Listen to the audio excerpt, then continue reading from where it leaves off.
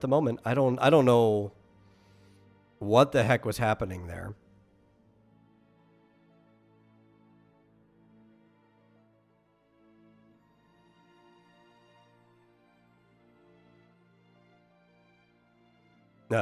We're on Twitch. We should be on YouTube now. It's gonna start a new stream. There's nothing I can do about that.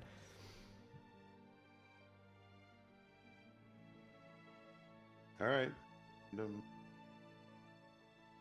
Yes. Harry Carey. Yeah, I don't know. Everything seemed to have been going flawlessly until that exact second. I think there's some forces out there that are just trying to stop us from streaming. Not any person, like higher powers. Oh, well, come on, Cosmos, give us a chance. Yeah. Well, if you give us a chance, we'll go defeat Bloodhoof Chaos. Karen Bloodhoof, who's yeah. In Warcraft, World of Warcraft, Warcraft 3. Guy who died. William Bassett. Yeah. But the thing we were just talking about before everything died. Yeah. Trying to find. He's an old guy, so. Yeah, in some old shows, Sabrina the Teenage Witch. Oh, Roy. Yeah, I don't know Roy. Like, I recognize most of these Cowboy shows that he was in. Mm-hmm. Yeah, it seemed he had little, like, one-episode roles. Yeah, he used to have a stage name, apparently. He used to go by Fred or Frederick Blogs. Yeah. I guess Uncle he was in Roy. Days Oh, of Our no. Lives I know for a while. Uncle Roy. Right, because Sabrina's had like 3 different uncles that have showed up on the show or whatever. That none of them are her actual uncle. They're just people called Uncle. I know that character. Uh-huh.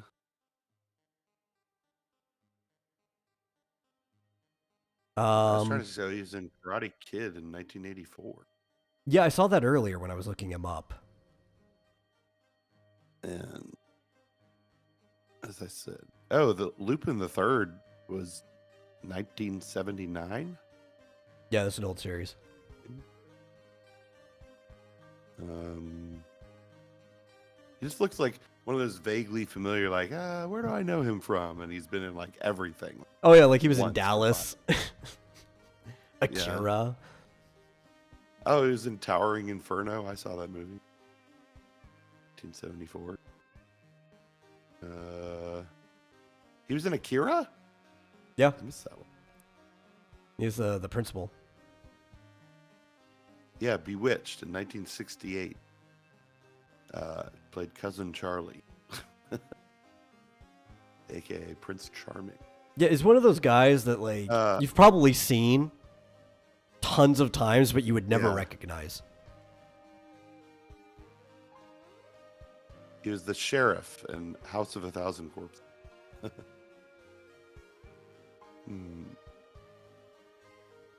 Anyway, R.I.P. to that guy that is in everything. Yeah. Nobody knows who he is. I love actors what like year that, was though. Akira? 88, but I believe the dub that he was in was in like 2001. Oh, yeah. Principal. Played the principal. Okay, well, anyway. Yeah.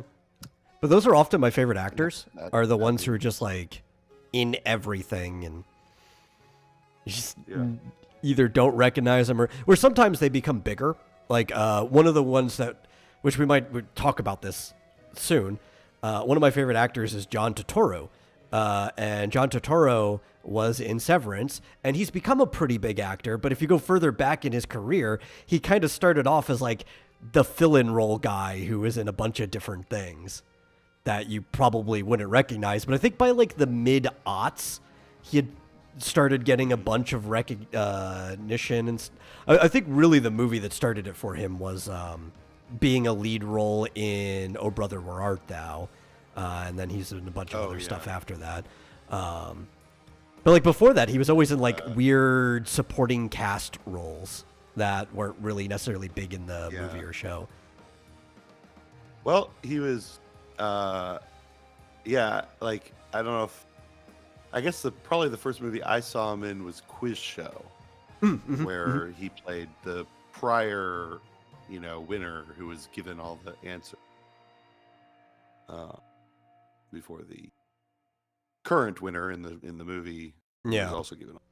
And a lot of people know him for his role in the Transformers movies, or if you ever saw Mr. Deeds, he was really good in Mr. Deeds. He was the butler who turned out to be the actual son of the guy. He was like a bastard. You underestimate the sneakiness. Yeah. He did a few things with Adam Sandler. He was in Don't Mess with the Zohan as Phantom, the terrorist. That was pretty good too.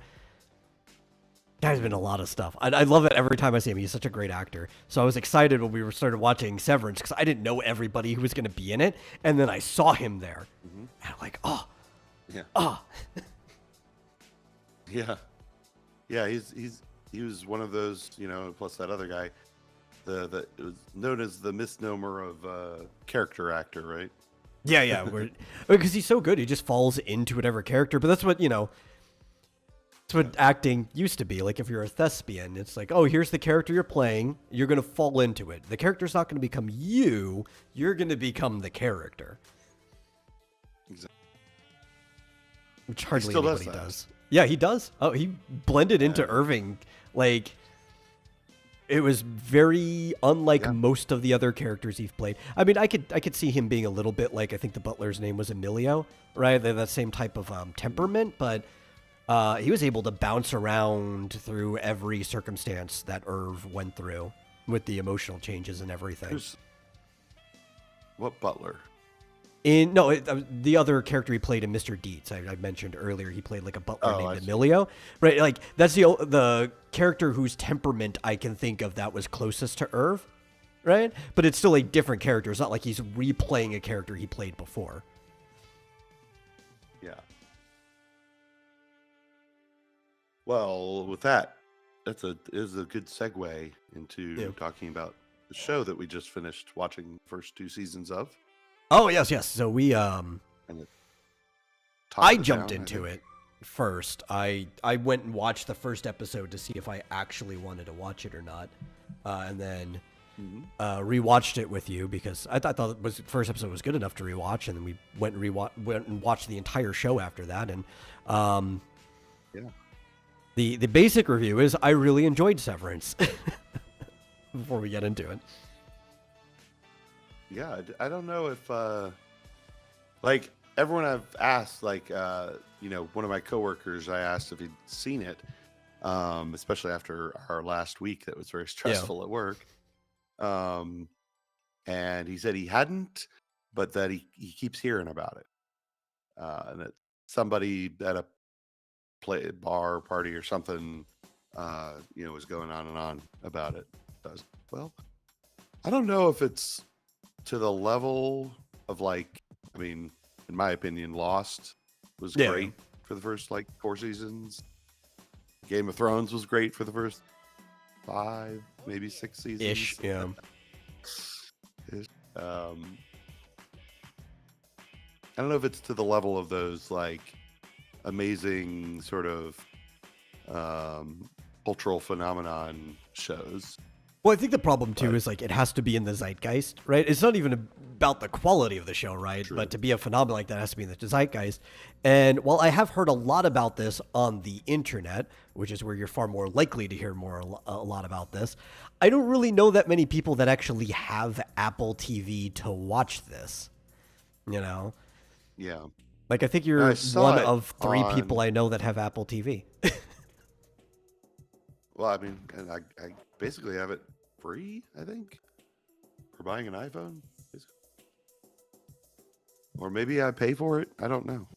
It probably comes with the Apple, I don't know. I guess I have a family plan or something. Anyway. Yeah. Yeah. Somehow. And yeah, it's funny because I've really only watched that and uh, Ted Lasso on Apple TV, which was fantastic. That show, again, for like the first 2 seasons anyway, was just spectacular. It was fantastic. Yeah. Well, it's really hard to end a story. I think, like, especially when you're not the only person in charge of a story, right? Even if you have like a main showrunner or writer, when there's multiple cooks, it makes it even harder to end a story properly. But even as a solo, like, until you get to it, like, you don't realize how hard it can be to end a story. Sometimes it's easier to end a story if you write the ending first. Mm-hmm. Yeah, well, I don't know if... Oh, there's Flit. I was wondering. He says, Marsupial can't keep track of the services he pays for. Yes, that is true. Well, but it seemed to come with the iPhone. Yeah. And then maybe it stayed because I just have I have like a service plan or something. I don't know. This isn't the only case of that. Recently, we found out that you have access to Hulu. And have probably had access to it like this entire time. I know, but it's like it came with something else, and it's just like you didn't even know you had it. So this might fall in that same category. Also, it also came with the phone. Interestingly, only this is with the T-Mobile service comes with Hulu. Yeah. So, which I should probably use. I'm paying for it separately. I started watching Bleach again, which everybody will tell me that's a mistake, but I do like Bleach as a series despite its flaws. Or falls. Only Murders in This Building. I've only seen the first season of it, and it's a Hulu exclusive, and there's more, so I might want to continue that show eventually. Yeah. Well, I do hear a lot of people raving about there's a space show on Apple TV. Space show. I'll have to look at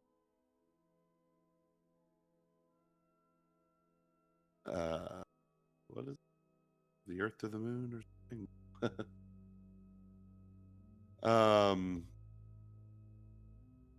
That's not on there. Maybe it's no longer. I mean, did they name it after the Jules Verne book? Man, it's not even on their homepage anymore. It used to be like the biggest. Awful.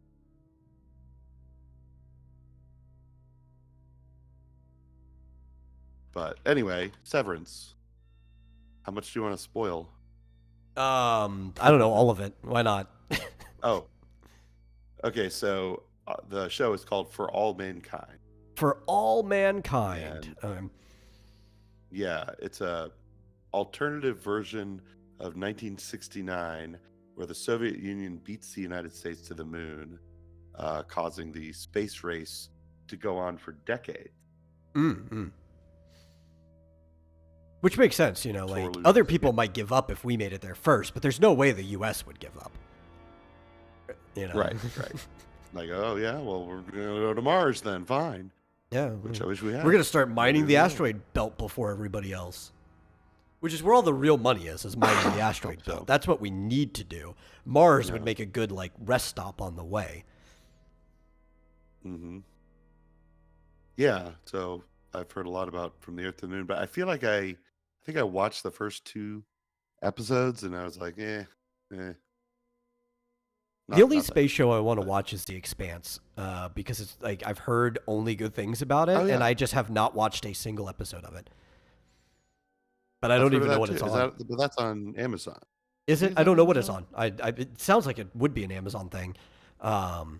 It's just that's the only space show I'm interested in at the moment. Yeah, it's on Amazon Prime. You could watch it if you wanted to. Says I am aware that I pay for that. Yeah. That's well worth it because you get free shipping. Yeah, that's the best service because you're not just paying for a streaming service. Yeah. You also have a free sub to somebody's Twitch channel if you wanted to. Yeah, kind of stinks. I wish it didn't tell them. By the way, this is an Amazon Prime sub, so you know what? The streamers don't really care though. You know, they want your Prime sub. I usually just when I remember months later that I can, change it, or it expires after a month. Yeah. I log on to Twitch, and whoever the first person I see, oh, I know that person. I'll give them my sub. It's fair. It's indiscriminate. It's just the first come, first serve. Flit says same. People say The Expanse is really good, but I don't know anything about it beyond that. I think I've know a couple plot points of very specific episodes, but nothing like overarching, and maybe some like special effect stuff that has been done around it, because I watch a lot of special effect videos, but I couldn't tell you the main plot of any given episode or like a season. Of what show? The Expanse. Oh. Yeah, I don't really know anything about it, but I hear good thing. Like, I could it's tell really you good. everything about Severance because we just watched that. Yeah, definitely. Yeah. So, do you want to explain the premise? Yeah. didn't- So I will explain it that this is very clearly but tastefully a story told through a postmodern lens.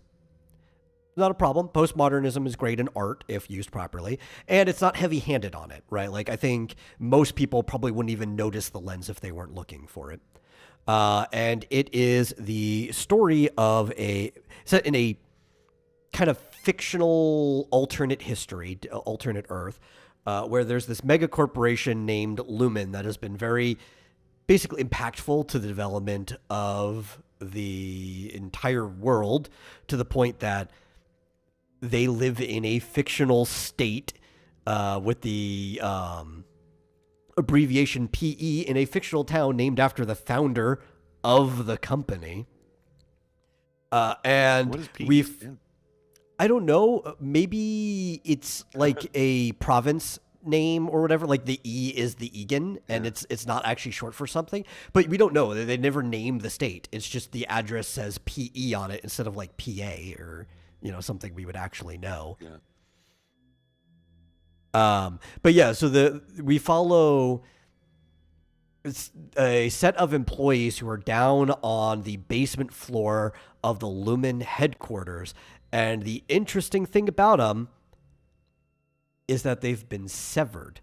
And what severance is that they put this little chip in your brain, and it kind of like bisects your personality to where there's the normal you and your memories and everything that you have in your day-to-day life, but there's a new you with no memories when you're down in this location.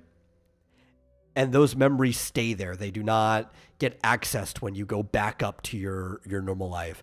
And all the strange things that are happening on the severed floor of this building that is building up to a very mysterious plot where we have no idea what the point of it is. Even by the end of season 2, where we've even kind of got to like the results or close to the results of one of the plot points, we still don't know what it was for at all, right? Like everything about this is just in the dark.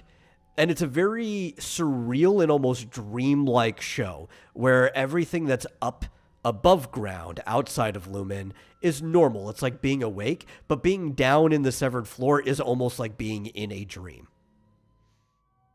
Yeah. Kind of a nightmare. Yeah. But sometimes it's a sweet dream depending on the day. Yeah. Some people,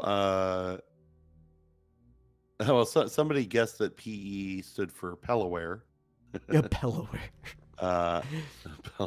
And somebody said they thought it was Perpetuity. Perpetuity? Which is... Wasn't that the name of one of the rooms? Yes, the Perpetuity ring, which, obviously just means something will exist forever or into the future, was their history wing of, like, all of the Egan family from Kier on. Yeah. So it could be he lives in Kier Perpetuity. That I would be fine with that if that was the case. Yeah. Yeah. Or somebody said Pennsylvania East. Which east of Pennsylvania would there, but ocean. Well, east of Pennsylvania So is actually where the show is filmed because most of the filming is done in New Jersey and New yeah. York. So Yeah. But yeah, it's you said that you saw like a making of where they're I filmed it's saw filmed in like an empty warehouse that's just sort of really some well of the lit. scenes are filmed in an empty warehouse, right? So one of the things that got me interested in watching Severance in the first place is that I've been following Corridor, formerly known as Corridor Digital, but they've just become Corridor. They're the Corridor crew for, I don't know, a decade and a half now, or however long. They've been going at it for a long time. And every weekend, they react to special effects in other series. And one of the shows, sometimes it's movies or whatever, but in one of the episodes, they reacted to the special effects in Severance. And it was showing that one running scene where he's like really panicked and running through the halls, and it looks like you couldn't Yeah. keep track of everything. It's They were like a talking maze, about how just those white halls, those white halls just don't exist, really. They shot most of it. There are small sets, like their office has a set. If you go to Miss Cobell later, Mr. Milchek's office, there's a set for that. Like there are different sets, which could even still be in the same warehouse, right? It's easy to just set up an office to shoot in. But like the ever expanding hallways don't exist. They are just like tape tracked onto the ground so they know where they're going. And it's all just shot in this empty warehouse room that is very, very well lit.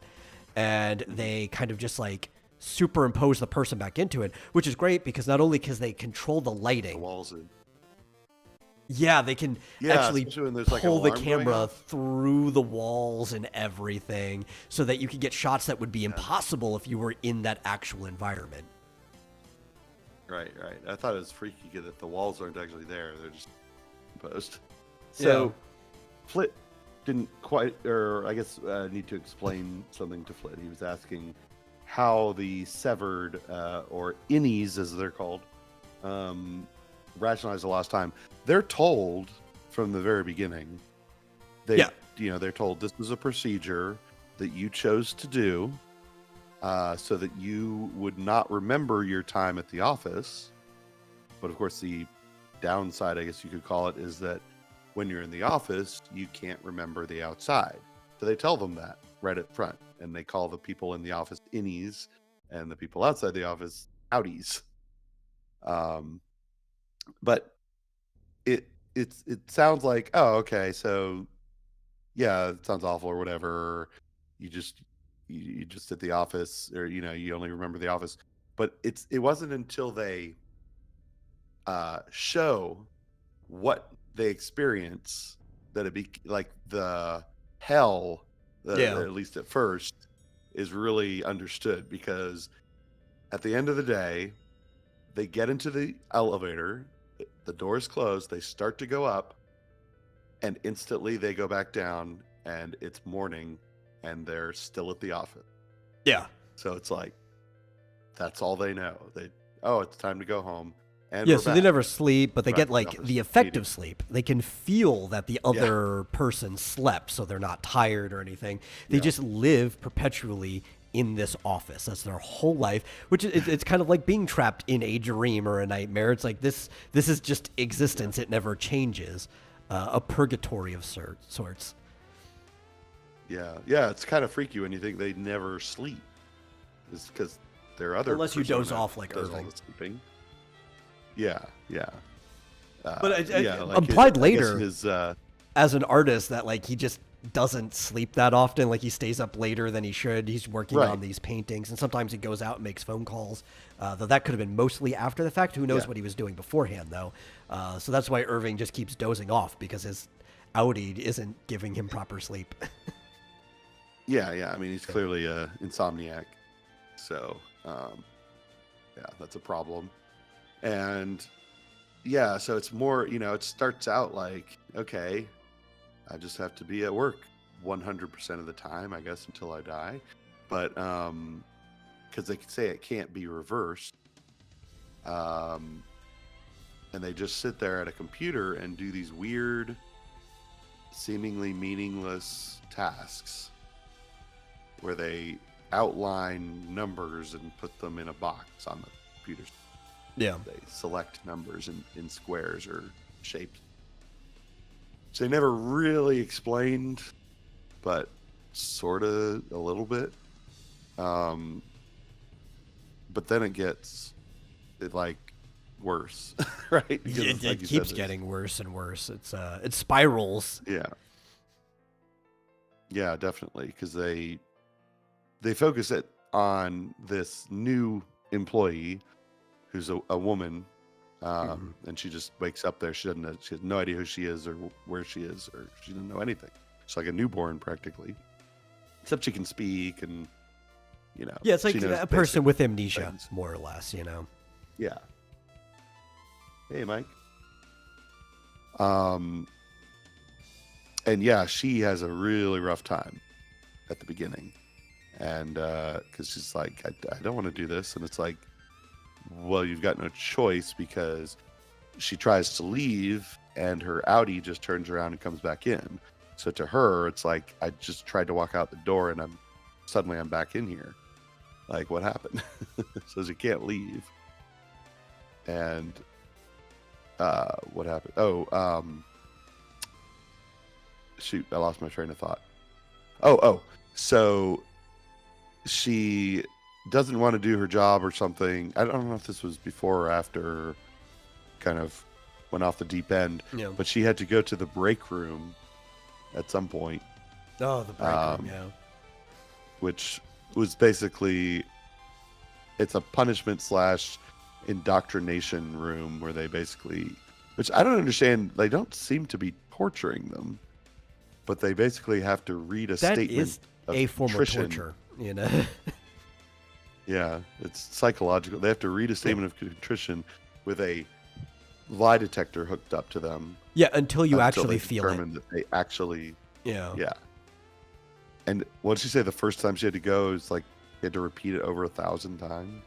Yeah, she was keeping track of how many times, and it was like 1,000 and change. Like she gave an actual number. Yeah. It sounds like a show about people living in Guangdong, work in factory, live in factory, die in. Kind of, sort of, right? Which also, to answer Mike, yes, we were a day late. We were having a couple difficulties today. That one moment, but yesterday we were just so many technical difficulties that we just had to cancel the show. Like it was not manageable at all. But I would say it's. And this is why I say there's this postmodern lens on it. It is more like how in the modern world you are expected to be a different person on the job and off the job. You don't bring family and everything to work. You don't talk about work when you get home. You have to have like this, what's it, the customer service personality, where some people, they're like, I'll use my customer service voice, It's like you are a different person when you're on the clock than when you're off. It's an extreme version of that where you are literally a different person when you are on and off the clock in this case. Mm-hmm. Yeah, it gets really weird because they end up basically treating their two halves as different people. Yeah. And they even end up talking to each other via, camera, like a video cam. And a little camcorder. And they have completely different motivations. They don't trust each other when they get a chance to communicate, which they're not supposed to from the very beginning. They're not supposed to communicate at all, other than if the innie wants to resign, they can send a resignation letter, and then the Audi invariably declines because they don't know how bad it is. They never see what's in. But then things start happening. You just work there until they're like, oh, I'm done. I have no idea what's happening there, but I'm going to retire or I'm moving. And basically you terminate them. Like there's a which Yeah. we will get to, a reintegration process that they've come up with. But like otherwise, if you quit the company for good, if they were to take the chip out, like it wouldn't necessarily harm you, but all those memories would just be gone. Like that person would cease to exist. If you didn't do some. I don't know weird... that they. I don't think they ever I don't know planned to that take they the ever chip plan out. to take No, the no, chip no. out. I'm just saying, like, Yeah. if that were to happen, though, you probably Because- would just lose everything because the person's basically dead if you're not there anyway. Yeah, like they don't have to. No, they don't. It's only activated when they're in the office, so I they think just the go about the rest of their lives. only chip that's in ever certain actually other been areas. removed was Petey's, and that was posthumous. Was it? Oh, right. Yeah, because they show it in the beginning, and it goes in like a pill into the brain, like they drill a hole in their head. Yeah, And yeah. it goes into their brain, and then these like wings come out, like a wing, like a like a screw that has wings that come out that Yeah. lock it in, so it can't be removed ever. So, but She drilled into pretty- that that's corpse and pretty took crazy. the chip back. So yeah. Yeah, so basically what happens, it's like, okay, this is normal. Other than the new girl who's freaking out at the well, beginning. apparently that's But normal then- too. Though she was a little crazier from their reaction. But Yeah. even Mark said, who is our other like main character, is a guy named Mark S. down there. His actual name is Mark Scout. And he even said that he was kind of freaked out. He said he was going to kill the voice over the intercom when he met him. And then eventually they became best friends. Right. But then basically his best friend disappears from work and ends up, meeting with him in the normal world, the upper world, and telling him that he has, has memories of the inside the Lumen basement, the Severance floor. Yeah, yeah. Because he So that began kind of launches him into- reintegration. Integration, yeah. Integration, yeah. Integration, yeah.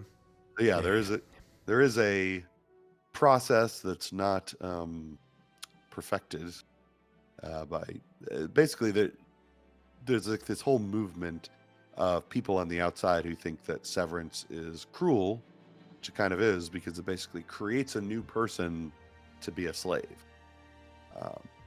essentially. So yeah, they're working on ways to get the brain waves aligned so that they can reintegrate into a single person again, so they have the memories of both. But it does not go well for PD. Yeah. Unfortunately. Well, a lot of the show too is definitely, which we see over and over, not just mocking the corporate structure of our modern world, but it's also mocking religion at the same time. There's a lot of, like the office itself is your religion now, which in itself isn't necessarily mocking religion. It's just using it almost like a writing tool.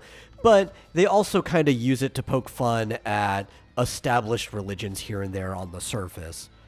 So you know that they are treating it in somewhat of a mocking way. But that's one of the main things, is that maybe even to give structure to the lives of the severed people, but you notice that the unsevered employees kind of follow these codes and belief even more fervorously than the severed do. Everything is written down in tomes like a biblical structure. It's all like verse structure. You see them open the book. It's even like written in 2 columns per page, the way it would be if you were to open a modern Bible. And there's all of it like commandments, the history of the founder Kier. They treat Kier like he's Jesus or something, right? Where a lot of it is about his life, and it's like, Kier be with you, or I see the light of Kier in you, and it's very, very religious. Yeah, well, the people who are, basically running it, like the severed floor manager, basically, they chose to do it, and like they're not severed, do they? Yeah. Go and remember everything, but they chose to be a part of the weird religious cult kind of a company, whereas these other people didn't really know what they were getting into, and certainly the severed people were thrust into it against their will, sort of. Yeah. Well, they're basically like you said before, almost like children.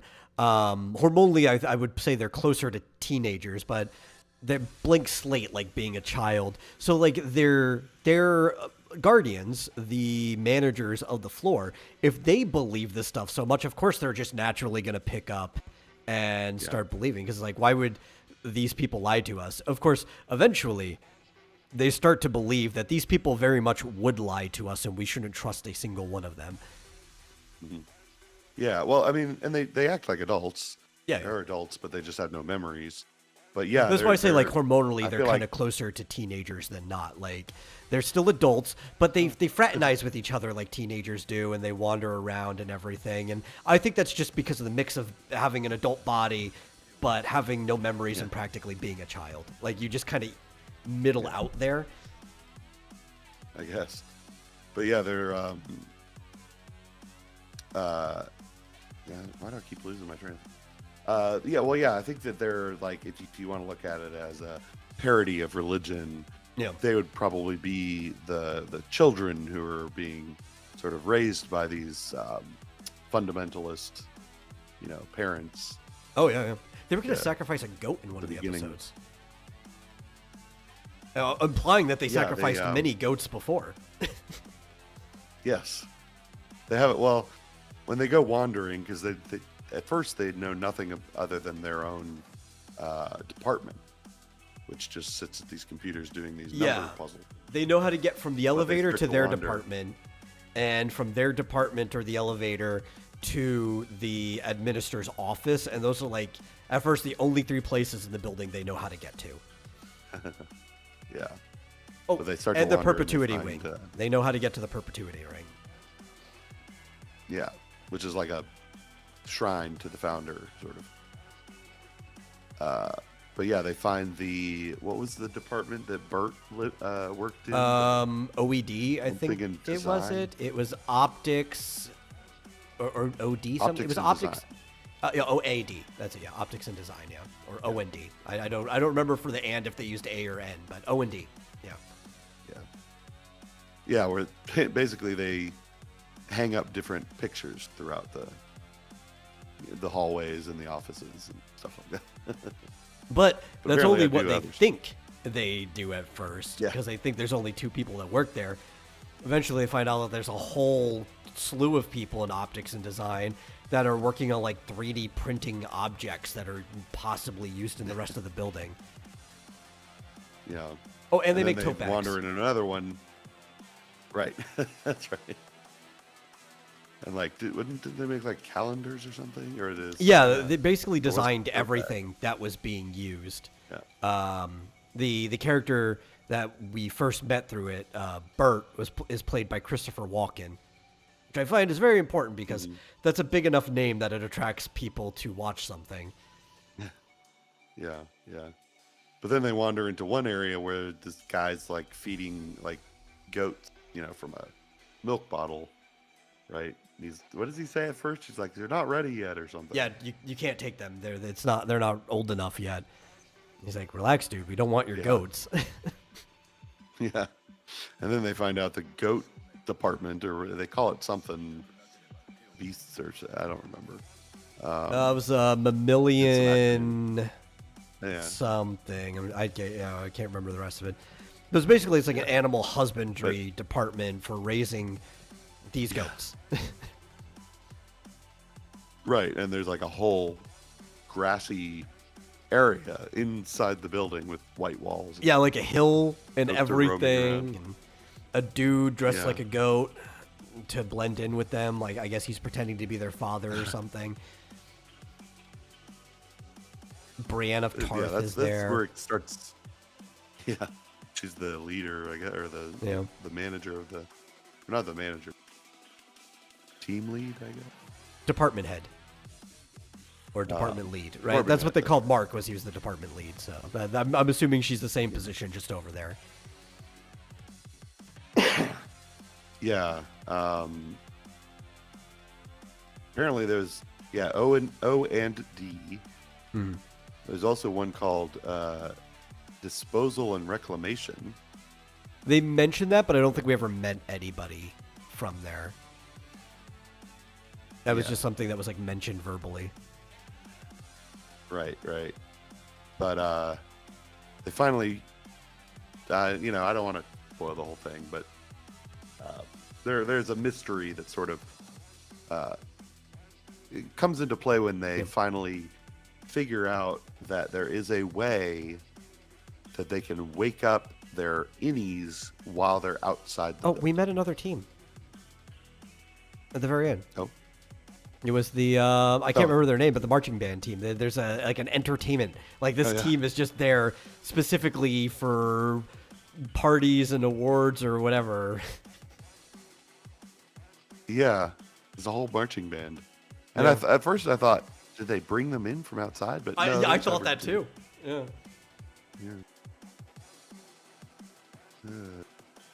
You wonder, like, maybe how often are these severed people in the office?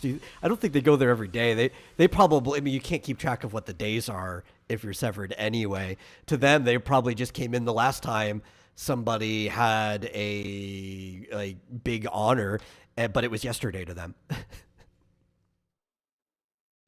Yeah, exactly. And you thought it was kind of interesting that they measured their time at Lumen in quarters.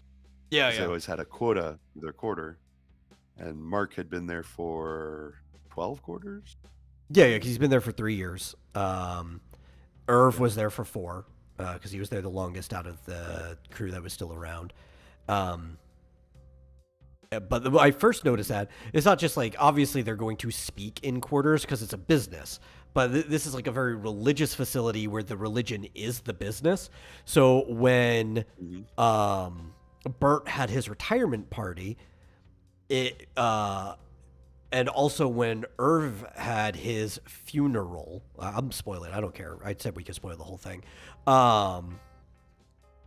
Both of them had their times there marked in the quarter they started and the quarter they ended. So it was like, which you could take an estimate how long the company's been around, because it was like quarter 600 or like 800 something to another in the same hundreds, right? So if you wanted to go backwards and you're like, oh, we could just like divide this by 4 with the remainder, we could kind of figure out if we knew what year this was, when the company was founded and everything. But it was a very spiritual affair to measure out somebody's entire time being there. And it was all done in these little quarters. Yeah. Fizchoso's here. He said, sorry, I'm super late. Don't have to apologize. You can show up whenever you want. But he says, what are we talking about? Severance. Because we watched both seasons of it within like the last week or whatever. Apparently the goat department is just called goat wrangling. They had a different name though. Because she kept saying mammalian something, but yeah. Goat wrangling might be what they were calling it, because there's no way they would use that long, complicated name, which I think was still only 2 words, but it was like a lot of syllables. Mm-hmm. Like what, mammalian acquiescence or something like that. Yeah. Well, I'm on an article that I think probably came out after only the first season. Seen that whole thing yet? Or heard the name, but yeah, it's freaky, and something's up with. They also have a wellness, I guess, department. It's not really a department, but there's a wellness. It's a single center person. where this woman comes, I guess, when they feel like they need a pick me up, and she just reads off a bunch of fake facts about their Audi, like your Audi is good at water skiing, and your Audi picks up trash when he sees it on the ground. Stuff like that. Fizchoso asks, make them feel good about themselves. Is it possible to tell a story similar to Severance as a comic book? Absolutely. You just have to be like really creative with how you tell it visually. But I mean, the whole point of Severance itself too isn't just the story, but it is like a special effects masterwork of a show. Like everything in it is about the special effects, the transitions between their perspective and everything. Especially when somebody's like reintegrating, I really love the back and forth effects with the reintegration. And you could do that in panel work. You just have to really have a good artist who has an eye for that type of thing and gets really creative with how the story is told. Yeah. But you could do it on a much lower budget in a comic than you could on a TV show. So every comic can be a movie if you want. You could have a panel where it shows them going up in an elevator and then like having it fade out and then all of a sudden and then fade back in, and they're exactly the same, but maybe wearing different clothes. When they go home for the day and come back. Or something, there's a subtle change, and it's because obviously the actor's facial structure doesn't ever change, but the makeup department in Severance does do a lot to try to make the innie and the outie look kind of different. So they'll put like different accents on different parts of their facial structure. They'll part their hair slightly differently or whatever. So even by looking at it, you could kind of guess which of the two, even without the background behind it. And in a comic, you could do that even more so, where you make the way they look above and below distinct. You can make it a caricature where the way that they're drawn reflects their personality a little bit more in their environment. There's all kinds of fun things you could do with a comic to tell the same type of story. Yeah, definitely. But so 3 of the 4 main characters, there's Mark, there's Helly R. Helly S? Is that it's Helly R. Right. And then Irving, who's played by that guy John Turturro. Guy from Transformers. Right, John Turturro. Yeah. And then Irving other guy's B. name. Yeah. What was the other guy's name? I can't remember. It was Dylan G. Dylan G, right. Yep. So they figure out that there's a room with controls where they can basically turn off the chip or turn them on. It's the overtime contingency. There's a protocol built into it, right? Where if they need to contact you outside of the office, they can turn your innie on temporarily, which they did to Dylan G first, and that's how they figured it out. Yeah. Yeah, and he saw that he had a family briefly. He was like, "What the fuck?" Like, and then so the 3 other, he has to go and like hold these switches, and the other 3 wake up in the outside world, and they get to see who they really are. But it's basically also how we got to that point, right? Because we got to that point because Mark Scout, the Audi version of him, started getting a little curious from interacting with Petey, and then Petey kind of passes on him because he met him on the surface. So he ended up getting in contact with the person who started reintegrating Petey, and their security manager ended up coming there because he wasn't looking for Mark. He was looking for the person Mark came to meet with, and Mark happened to be there, which distracted him just enough for the lady who was doing the reintegration to bash him in the back of the head with a baseball bat. And that is how somehow, without knowing any of these events, Mark S. ends up with the master security key in his pocket, and they're able to go and check out the security room. Yeah, it was funny because I guess they forget what they were doing, but they were wandering around too much and I guess asking too many questions. And so at one point they decide to basically replace the easily openable door with like security, like almost like an elevator door that just, I don't think there even was keep them in the room. A door there at first. I think it was just like an empty doorway. No, but they were like removing like these slats, right? Yeah, because that would have just been like the metal I think it was end of the wall, right? Oh, I thought it was like a sliding door or something. Oh, okay. I don't remember ever seeing an actual door. I thought it was always open, but they installed an actual security door there regardless. Yeah. And like it was right at that time, I guess because like they were worried about reintegration and all that stuff. Right at that time. I think they were also worried about the fact that they weren't meeting their quota because they kept wandering around all the time too. It was like a double, like 2 birds, 1 stone. Yeah, but the Audi mark took the guy's security key, put it in his pocket or whatever, and then any mark, as soon as they get locked in, he's like, "Wait, what's this?" And like he can get right out. So it's like nothing they do can keep them in. But yeah, it's a good show. I liked it. Yeah. I've liked it so far. Presumably there'll be more seasons. Yeah, I heard a lot of people didn't like the ending of season 2, just on Twitter, but that's also literally the only place that I've seen anyone talk about it, is like Twitter and Reddit. And I don't really go on Reddit, so I don't know much about what the Reddit people think about it. But I, like, no one I know in person has seen it. I even checked over on Facebook where some of my more IRL friends, nobody's talked about it at all.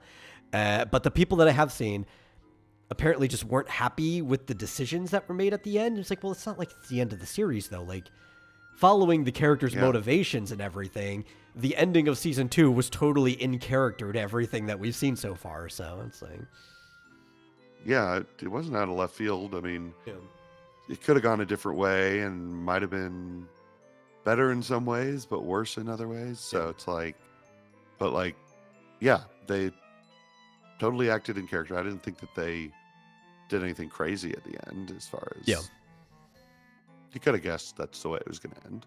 Now, the season anyway. And would it be more upsetting if we didn't know that there was a season 3 coming? Maybe. Like, if that was just the last thing you were left off of, like, well, the story didn't finish, and that was kind of like a weird ending to pick. But we know there's a season 3 already confirmed, so it doesn't really matter. Yeah. Yeah, I definitely would have been like, wait, what? That's the end? Like, that's a terrible ending. Like, no, it's just, because I think people wanted like the story to be resolved, but it's like there's another season. They can't resolve the story now. It could have been maybe, but no, something else is. But yeah, there was this mystery from the very beginning that kind of gave you a little inkling of what it was, as far as like this computer program they have to do, but still don't quite understand it. So maybe they won't explain it. It doesn't really need to be. It's just like, you're doing this thing that does this other thing. Like, don't ask more questions than that. Could be, but it's a bit weird. I feel like I need to know more about the numbers. I don't think the numbers mean anything particularly. Right? I mean, they do, but they were emotions, right? Like, they're representative, and we did find out that they were ultimately building personalities or whatever down there for the most convoluted part of the plot, which is cool. I actually like that the plot is convoluted. The more they explain, the less I'll like it, right? I want the plot to be resolved, but I want it to kind of just be like somewhat fantastical, because right now it's very easily just pure sci-fi. It's technology that doesn't exist, but you could imagine it existing. Everything's like within the realms of reality. It just feels very dreamlike because of the situation, which I told you, I still enjoy the show. I just enjoy it differently than I was expecting it to, because from like the 2 or 3 things I saw about it ahead of time, I was expecting it to be more fantasy and dreamlike and less sci-fi. And it still has that surreal element to it. It's just very, very much a grounded sci-fi story. Yeah. And yeah, it's like you said, they're kind of, it seems like they're trying to do these experiments where they want to make sure that a person who's sort of given this brand new persona doesn't remember anything at all from any other persona. Well, so it's like, okay, they're trying and there's to make... no link to it too. Like, your emotions can't burst through or anything. Yeah, like a dam. And they put them in these terrible situations to see if they'll react emotionally, and they're like, oh, there's nothing there. It's like, okay, so, but why? That's my question. Why? And I feel like it's kind of like the current patriarch of this family Like, is he trying to figure out a way to become immortal? Like, can they transfer memories? I have no clue. You know, I know it has something to do with Helly, loosely. Sort of. Yeah.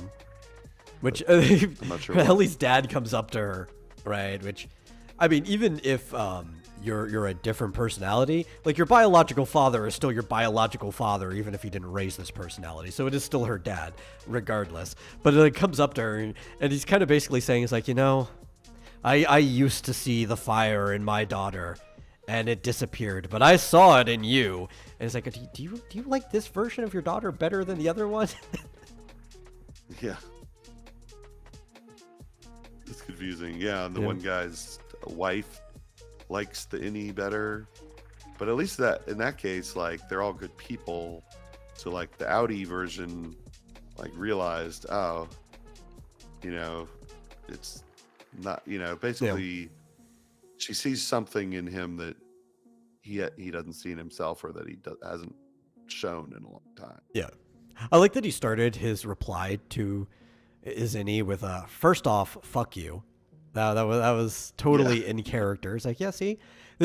Every time that they show, because they try to treat them like they're different people, it does show through that, like, your personality is consistent regardless. Like, you are the same person, because they always end up acting exactly the same. We barely saw anything about Dylan outside of work, but his other version is just like a more worn down, depressed version of the same person, but he's still the same person at his core.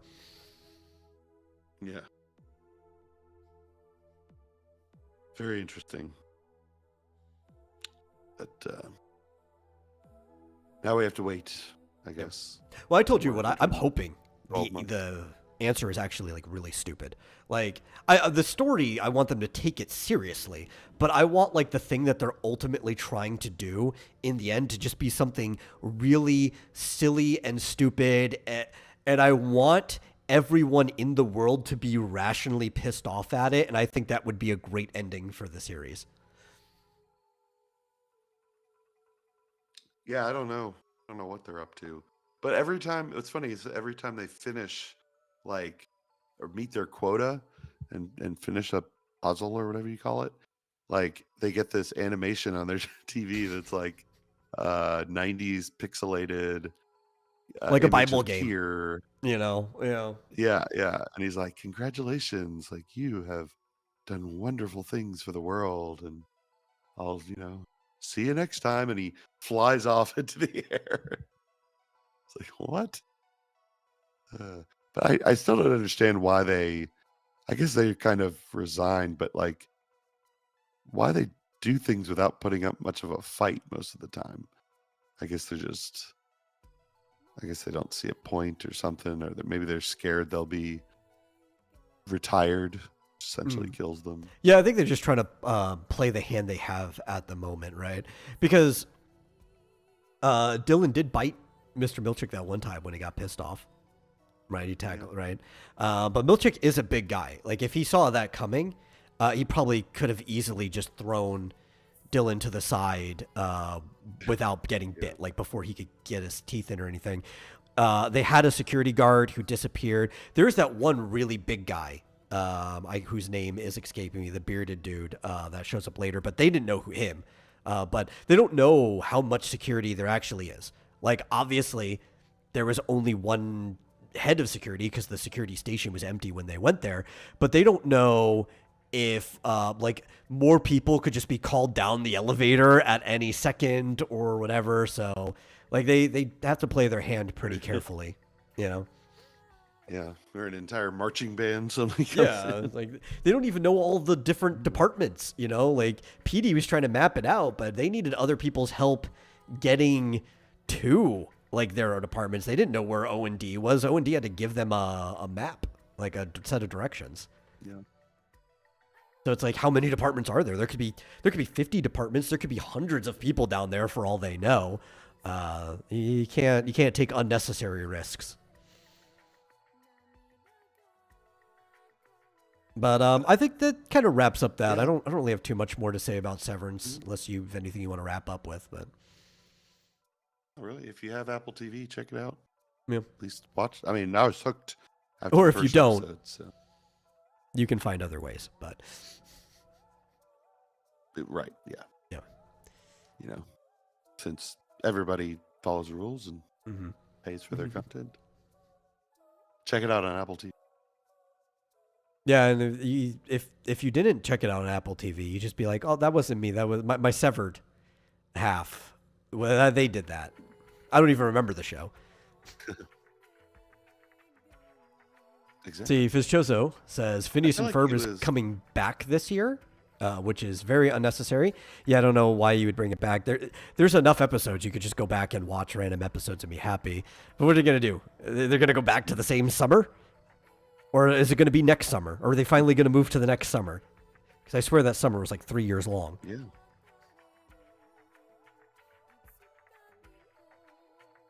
I don't know. Is Harry gonna stop Dr. Doofenshmirtz again every day? Honestly, I'd be more into just watching a Perry the Platypus show. Yeah. Wasn't there one? I don't know. I didn't follow that closely. There was a version.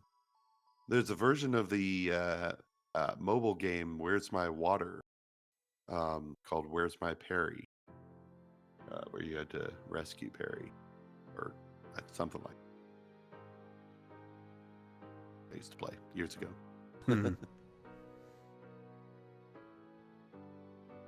And he also asked, am I the only person who primarily watches seinen? No, because there's an entire demographic of people who do. That's why they make seinen content. And why they have magazines aimed at older people. So, Yep. So, do you have any other news or? news. Let me think about that. Is that it? I don't have any of the articles that I had pulled up yesterday because it's like I'm not going to be able to go find them again. But those were mostly backup. We've also been watching House of David, but like I said yesterday to you, we're probably not going to talk about that too much, just because like we're on the episode that was part 1 of David versus Goliath. So it's like, I don't know, maybe we'll just wait till next week's or this week's episode finishes the whole season. And then we'll talk about the thing everybody actually watched the show for, David versus Goliath. I'm glad that it's continuing, though, to a season 2, to the rest of the life of David, because, like, every single story about David is a little bit about the time before, like how he got into Saul's care, working for him at the palace, and then the fight with David and Goliath. That's, like, the whole story, and then they drop it. And I like that they're actually showing one of the most influential figures in the Bible, the kind of the founder of the temple, is actually getting his whole life story told. So that's pretty cool. And it's just a good story in general, you know. I would like to see them just like flesh out a lot of these other stories.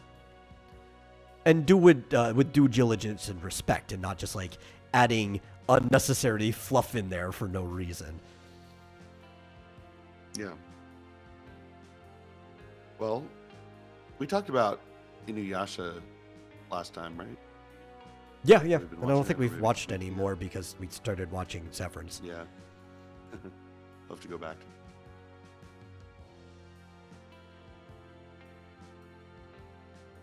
I would definitely like to see or hear some of your opinions on it after we get further on. You meet some of the rest of the cast and some of the more interesting arcs of Inuyasha play out, but we're just not there yet. There are arcs? Yeah. didn't know There are that. totally arcs in Inuyasha. Okay. Seems like like I said, like 13 Ghosts of Scooby-Doo, Monster of the Week kind of a... So the Monster of the Week never Or Enemy of the totally Week. fully goes away, but there is like a big bad in the series that gets introduced later, Oh. and there are some like recurring bad guys that you have to keep dealing with alongside of the like Monster of the Week and everything. So there are definitely arcs in Inuyasha, but it'd be really hard not to have some type of story arc when it was a manga that ran for like 11 years. Yeah. Well, I guess eventually I'll probably watch the whole thing, including all the movies and the last season. Yeah. I think even with all that, So, it's either slightly shorter or it's roughly the same length as the original Ranma series. Even though I believe the manga was actually longer. It's just the way the adaptations went. Just, like I said with Ranma, the problem with that is it's like 47% filler. They didn't even finish the story either. It's like, I love this show, but I can't wait for this new one to actually do the manga justice as it continues. mm-hmm.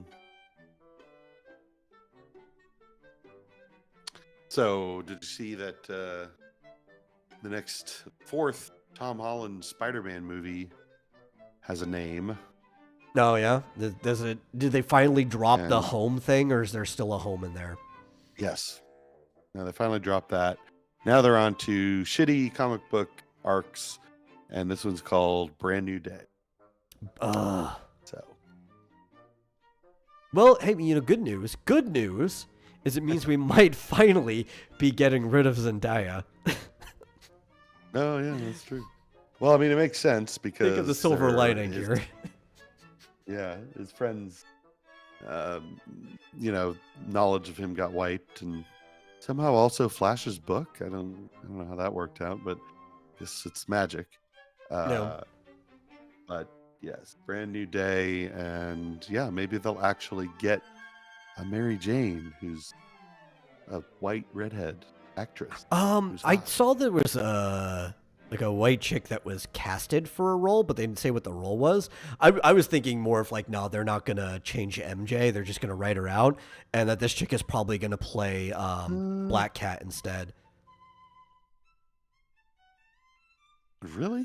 So it's Sadie Sink from Stranger Things, and she is a redhead.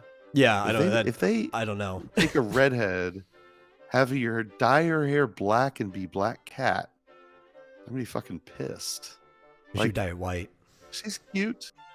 She's about his age. Oh, white, whatever. Yeah. She should be Mary Jane, the real Mary Jane. Yeah. She should, but If they I were don't know. smart, they would. I have a half gut feeling that she's just gonna end up being Black Cat. Yeah, because Hollywood's stupid and they hate everything. I'd like to be wrong, but also I don't care if I'm right or wrong because I don't like the Tom Holland Spider-Man movies anyway. So why do I give a shit? Mm-hmm. Yeah. They're not going to, but what if they made them good? Yeah. You know, Well, the problem is, I like here's my thing. I could just divorce them from everything that happened before it, and I'd have to, because if they did finally let Tom Holland start acting like Peter Parker, it would functionally be a new movie anyway. Because up to this point, he's never actually acted like Peter Parker. He's been like an OC Tony Stark Jr. character that happens to have Spider-Man's like powers and I don't even want to say story, sort of kind of his story, which only becomes even more evident in the last one where he had to interact with two people that actually played Peter Parker in the past. And their characters were still acting like Peter. And at that point, I think Tom's character was only just dealing with some of the stuff Peter was, and he didn't know how to handle it. And the other two had to basically tell him how to be Peter. That was kind of like the whole story. So maybe if he did actually start acting like Peter too, I could just pretend the 3 movies before that and all his other appearances didn't happen, and this is just a brand new world. And I'm actually fine with that. It's a brand new day.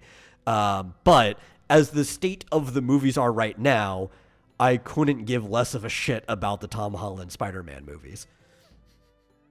Yeah, I liked him. So apparently some idiots, I guess I'm guessing on X, are upset that it doesn't have the word home in it. Like, where did that even come from? I just because all of them, he's in they the started it. MCU? Yeah, it started a trend, right, where they all had them. I guess that was just the director producer's idea to keep having this trend, and I'm just like, I don't care. I thought it was stupid, honestly. Yeah, we're gonna have a random word home. Like what? How to random banana. Homeless Spider-Man. Let's go. Yeah, we're gonna have the word monitor. All three. Coca, Pepsi. No. I have no idea. Every Thor movie now is going to have hammer in the title. It's going to be Thor Hammer Time. Well, no, because what was the last one? Thor: Love and Thunder. Love and Thunder. Ugh. It'll have to be like. It'll have to be either have the word thunder in it, or it'll have to be blank and blank. Yeah. Thor blank and blank. Thor Thunderstruck. Yeah. Which would actually only piss people off because Thunderstrike wouldn't ever show up in the movie anyway. They wouldn't be naming it for that reason. It's going to be Thor Pipe and Pancake. Yeah. Thor Cigar and Blend. Thor Love and Thunder. I never saw that. I sounded off. Yeah. Oh, I was forced to watch it. By family visiting from New Hampshire came down here. Oh, because I beat him to it. Yeah, Buck, who obviously there's a delay between us talking and then when we'll see YouTube or YouTube gets it. I said Thor Thunderstruck, and then he said "God damn it, metal" because I beat him to it. Of course, it'd be the first thing that both of us would think of. But yeah, I had family coming down from New Hampshire to visit, who I have not even talked to since then, because my aunt decided to push my handicapped mother out of her wheelchair in a parking lot when they went to like a mall or something. After that, they wanted to see another movie. I didn't go with them to the second movie because I was busy that day. But it's like, we already watched a movie while you're down here. Why do you want to go and see another movie? And she threw like a tantrum or something. I only heard about this afterwards. And I'm kind of fine with my cousin. Ultimately, he apologized. But his mother didn't. So I don't even know if I'm ever going to talk to her again. Because that is the memory that she is going to have, the last memory with her sister before she died. So, have fun living with that. Pushing a crippled woman out of her wheelchair in a parking lot just because things didn't go your way. But they forced us to go to a movie, and when we got there, what movie did they pick? Thor Love and Thunder. And I had to suffer through the entire thing. And there actually is a short film in there that's not bad. If you gave me a copy of the movie, I could edit a short film in there that's not bad. Might be able to hit 30 minutes. Maybe if I push it, do some creative editing. But for like an hour and a half to 2 hour movie, however fucking long it was one of the worst things I ever saw. And then I saw Multiverse of Madness. I'm like, oh, I'm sorry. I'm sorry, Love and Thunder. I mean, you're still really bad, but you're not Multiverse of Madness bad.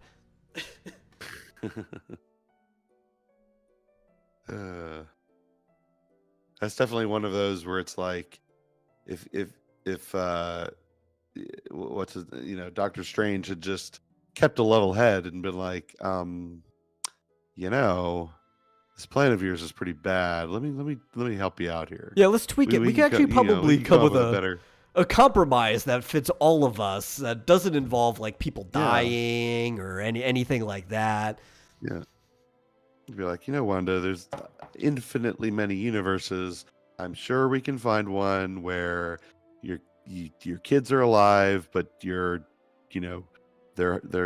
mother like just died, and you could just or like she's terminal with cancer in the brain, and we can like roll you in as she's fading out, so they don't ever lose a mother, really.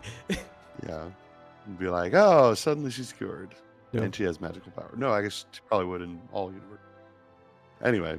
Well, if there's an infinite universes, there's got to be one where she never had power. Or actually, there's be an infinite number of ones where she never had powers. There's an infinite number of ones where she just died that are all identical, because if something's happened once, it's happened an infinite number of times in the universe. Yeah. Right. Just like there are an infinite number of universes where Uncle Ben didn't die. Think about that. Yeah, it's always interesting when movies are based on the premise that either everyone is stupid in some way, or like nobody just talks or thinks through anything for half a second. Yeah, that to me was Multiverse of Madness. I thought it was the worst barf fest. I even was mean to Quantumania, which deserves a lot of ragging, but I would put it on the same level of Love and Thunder, and the Multiverse of Madness is still slightly below both of those. Man, I forgot Quantumania even existed. Yeah. And that actually made no sense. Multiverse of Madness was the one that broke the trend for me, because up until that point, in each phase that there was an Ant-Man movie, I thought the Ant-Man movie was the worst movie in that phase. But no, man, that it got beat that time. Yeah. And of course, they're going to just spit on the idea that the fans wanted John Krasinski to be Mr. Fantastic, right? Yeah. And they made him the dumbest Reed Richards ever. Like, Reed is kind of pompous. Like, he's full of himself. This is something that's just kind of standard to him. But he's not, like, that stupid that he would have been like, oh, here's our big gun. Let me tell you exactly how it works so you can stop it. Yeah. Yeah. Not to mention they're going to, bring in Professor X and just immediately kill him. Yeah. In, like, the dumbest way possible. Yeah. Why are you going to kill people off? He snapped his neck just like Superman killed General Zod. But she didn't snap his neck. She snapped his mind neck. Oh, right. They were inside of, like, a mental arena at the moment, and she killed them in there, which, I mean, if you killed somebody like that, like, or mentally, they would still die because they'd be brain dead outside of there. But it's like, it's so cheesy. It's like, we're in this mental prison where anything can happen. I'm going to run up and kill you like I would with a physical body in real life. We're not going to do anything interesting in this mindscape that could have been a cool shot for the people watching at home. Yeah. Well, so, this was saying, what happened to Black Baron Mordo? He showed kind up of again, dipped off. didn't he? Yeah, in that movie. Well, one of them. It's like a multiverse version of Baron Mordo. We never saw anything about the original version. He kind of just disappeared. And then the multiverse version also just, like, wandered off, because I guess that's just what the Black Baron Mordo does. No, regular Baron Mordo would have never done that. I mean, if he had a vendetta, good luck convincing him off of it. Like, that's just gonna go until his death. I'm not sure that that version of Mordo called himself a Baron, did he? Or is that his name? I don't know.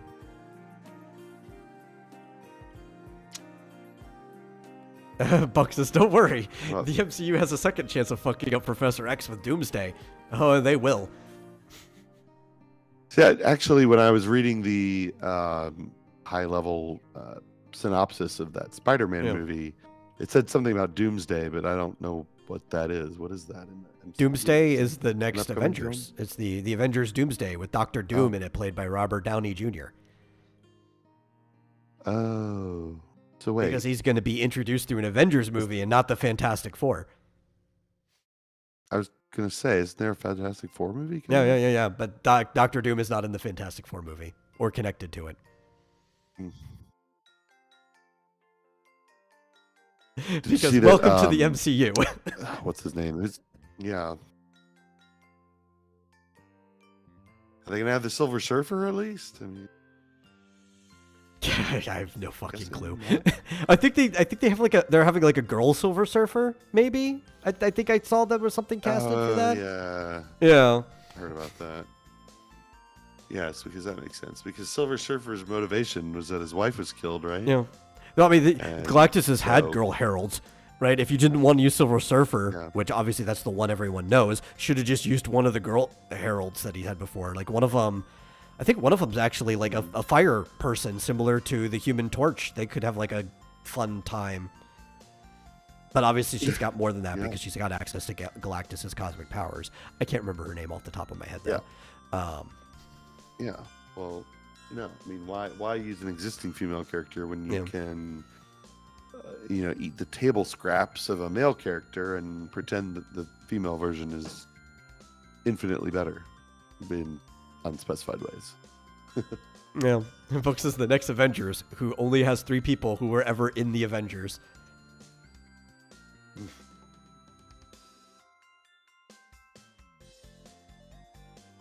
Norrin Reed's wife in Silver Surfer.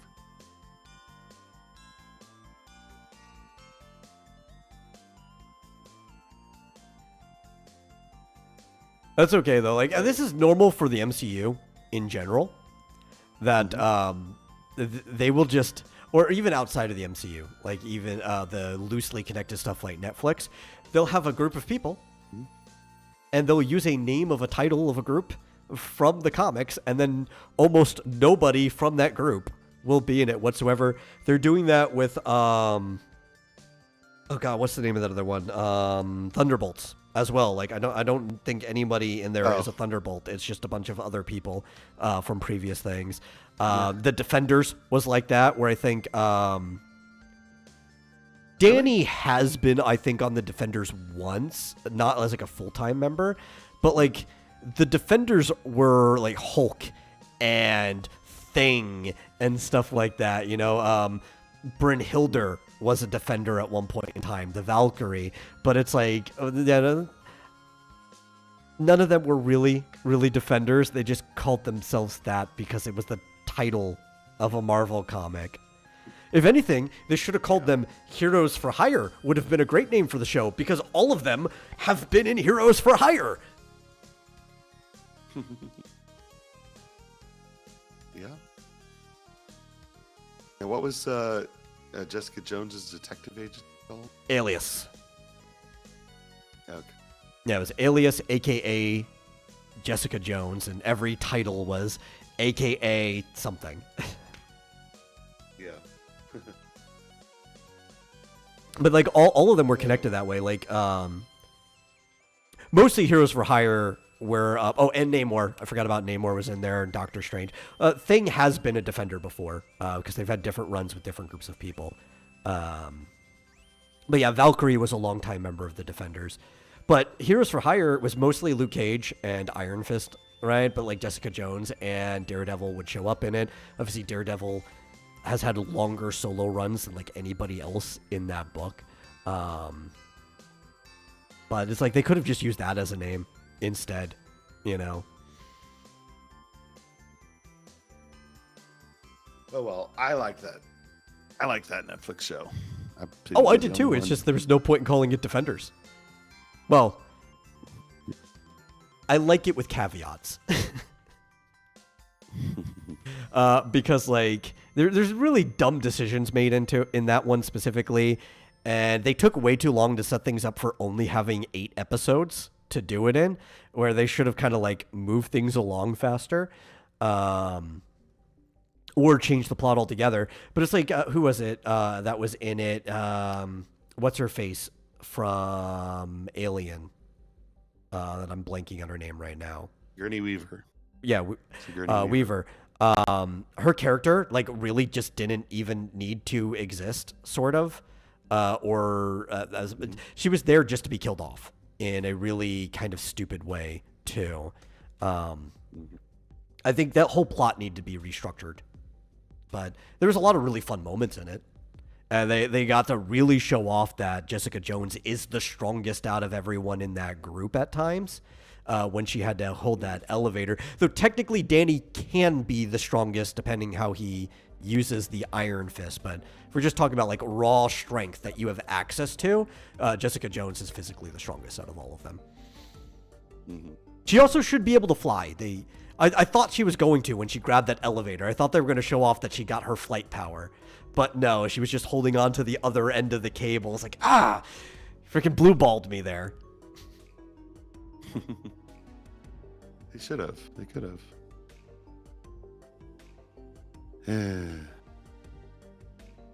Well, I think I'm losing it, man. No, yeah. Well, I think we've covered up for the time it took me to reset it. So I could part 1, part 2. We've gone through the whole episode. Part 1 will probably be like 5 minutes. Doesn't matter. People can watch the 5 minutes and it'll redirect them directly to this one. So thank you guys for watching, for showing up, and anybody watching this after the fact. Appreciate you too. If you enjoy the show, please share it out with other people. And if you really enjoy it, consider giving a donation to streamlabs.com/vomitorium live. Really helps us out. And assuming the powers that be don't want to fuck us over, we will see you no later than Thursday. Happy April Fools, everyone. Bye.